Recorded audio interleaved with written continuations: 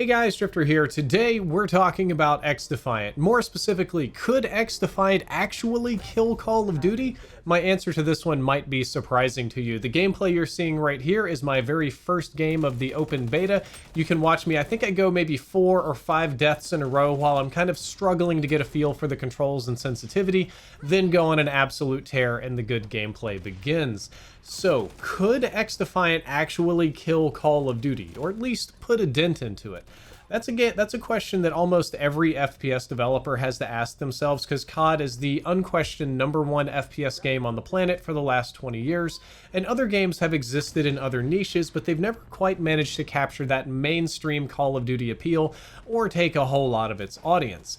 I think xDefiant could actually do that because xDefiant not only is made by former CoD devs, but it provides a lot of what Call of Duty has lost in its core identity. So even if it doesn't actually kill Call of Duty and put Call of Duty out of business, it has a better opportunity to do that than most games, and I think it will put a dent in Call of Duty. I think it will take a significant bite out of Call of Duty's player base to claim it for their own, and I think it's mostly going to be older gamers, because xDefiant has that sort of old school CoD vibe in its DNA, that sort of gunfight feeling that I've been missing since maybe Black Ops 2. Call of Duty now is a strange amalgamation of 70 game modes smashed together, and that core identity is just kind of gone. I'm also just generally happy to see something that I personally made be successful. Most of you probably know I did consulting on this game for about a year in its very, very, very early phases. But I'm just really happy to see that my efforts were not in vain, that the final game is shaping up really nice, that some of the features, some of the map changes, some of the things that I talked about or recommended were included in this, and it just feels great because I've had too many failures in my life recently, too many projects not pan out, so it feels good to see one win. Now, after all of that hullabaloo and intro, let's talk about some actual game opinions and how that relates to Call of Duty. Number one, the game feels old school in a good way.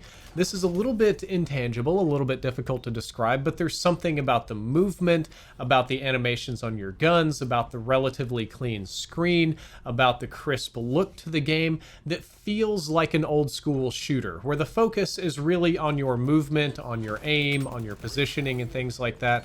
There's not a lot of extra chaos on the screen with smoke and bombs and screen shake and cinematic grain and blur and goofy stuff like that, or really realistic movements. This is a game for you. It's an arcade game. You run around, you zip around, you shoot people, and because of that, the gunplay is fantastic. I think that is the strongest part of xDefiant, not only from this open beta, but the one before that and the one before that, and even when I was playing it, is that the gunplay is rewarding. If you shoot people in the head, you're rewarded. If you don't miss your shots, you're rewarded. You don't have like the RNG Call of Duty if you shoot first and it causes their gun to flinch up and hit you in the head and you die instantly. That doesn't really happen.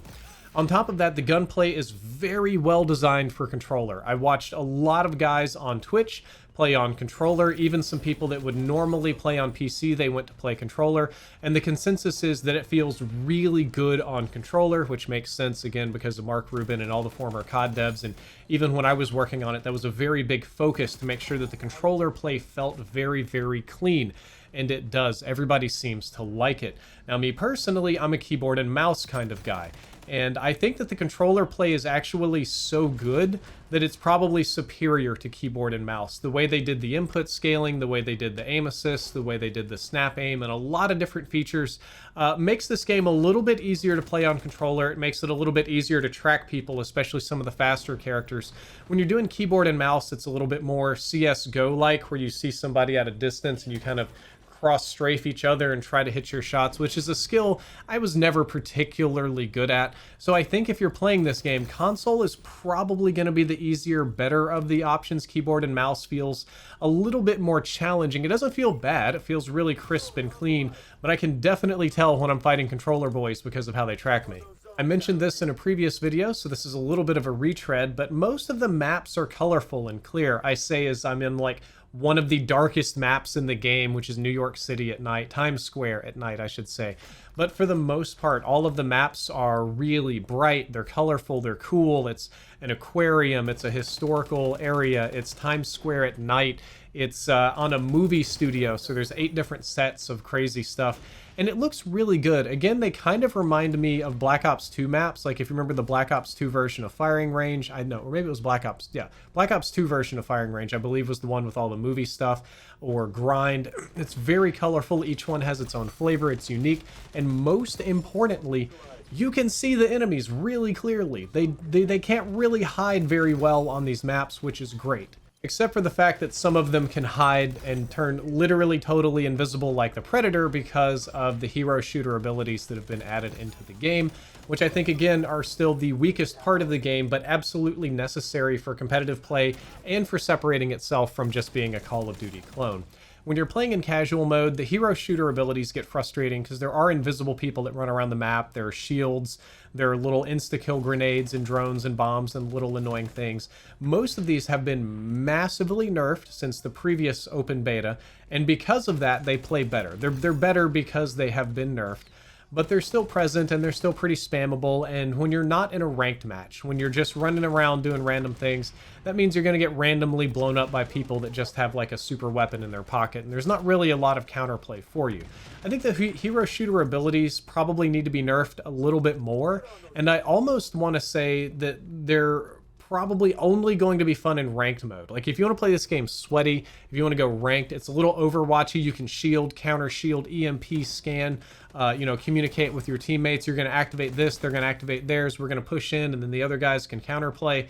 That's really fun, and that actually works really well. Just not in pubs. In pubs, it's totally random, chaotic nonsense. So I'm not quite sure how they're going to balance all of that other than toning them down once again. And they did change the announcer. Maybe I didn't notice this last time. The announcer is kind of this fun, goofy guy. He's got all these like sarcastic comments and things to tell you. Perhaps it's based on the class I was playing. But the new announcer is fun. And graphically, I think the game is really crisp. That's almost downplaying a little bit. I think the graphics are a little bit on the simpler side, but in the best possible way. It keeps everything crisp, clean, clear. You can tell what you're looking at. There's not a lot of extra nonsense going on. The PC's not wasting extra energy rendering volumetric fog for no particular reason and stuff like that. So I'm very, very happy with it. Overall, I'm just generally happy with xDefiant. I hope that it does well. I kind of actually don't hope that it kills Call of Duty. I do hope that it takes a big chunk of the player base out and makes a true competitor, because when games are neck and neck, 50-50, truly competing, we the customer get the best deal. And I think the smartest way to do that, honestly, this feels like a smart free-to-play game. Make the game free-to-play. You add a bunch of fancy skins, cool skins, hopefully, that you can buy. Hopefully not RNG boxes and stuff like that. Ranked rewards. Kind of go like the Rainbow Six model.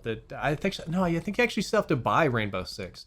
Well, if it's not, that $20 buy-in model like Lawbreakers and PUBG used to do probably isn't going to fly. You probably just got to go free to play with this one. I don't know if people are going to buy it as a $60 game because it has no campaign, to the best of my knowledge, just multiplayer. So that is my opinions about xDefiant. I hope that you enjoyed it. I hope you learned something useful. If you did, don't forget to like, favorite, and subscribe. Drifter out.